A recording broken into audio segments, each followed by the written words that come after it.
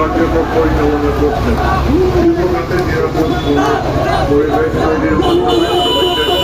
তৈরির গণঅভ্যুত্থান এবং ২৪শে মহান ছাত্র শ্রমিক জনতা সম্মিলিত অভ্যুত্থান সবকিছুই হয়েছে এবং যে কমিশন সুপারিশ করেছে এটি উজ্জীবিত হয়ে জনতা পর থেকে রাষ্ট্রীয়ভাবে নিয়োগ পালন করে সেটা আত্মত্যাগ তার ছাত্রদিন তাদের অধিকারকে এবং শ্রম মন্ত্রণালয়ের উপদেষ্টা সচিব মহোদয়কে স্বাস্থ্যের জন্য একে এগিয়ে নেওয়ার জন্য একটি অগ্রাধিকার ভিত্তিক তালিকা করে আমরা সুপারিশ করতে পারি।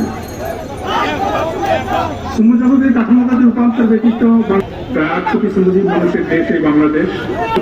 শ্রমিক, জেলে, কারখানা শ্রমিক, চা বাগান শ্রমিক, নির্মাণ শ্রমিক, পরিচ্ছন্নতা কর্মী, কৃষি কর্মী, অভিবাসী শ্রমিক মানুষ শ্রমিকের জন্য তো যারা পিছনে এই দেশে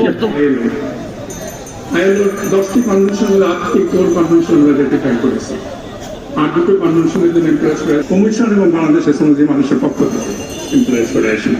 শীঘ্রই আমরা একটি রেটিফিকেশন ক্ষমতা অর্জনের জন্য বদ্ধপরিকর আন্তর্জাতিক বাধ্যবাধকতা সম্পর্কিত পরিবেশ সম্পর্কিত সামাজিক মানবাধিকার করে কমিশন সেই সুপারিশে প্রণয়ন করার চেষ্টা করেছে। সমন্বিত উদ্যোগ আমরা সবাই আলোচনা করি কিন্তু বিচ্ছিন্নভাবে আলোচনা করি। আমরা মনে করি প্রতিষ্ঠান নেতৃত্বে যেমন একটি ভিডিও কনফারেন্সে লেবার কনফারেন্স হওয়া উচিত বাংলাদেশ।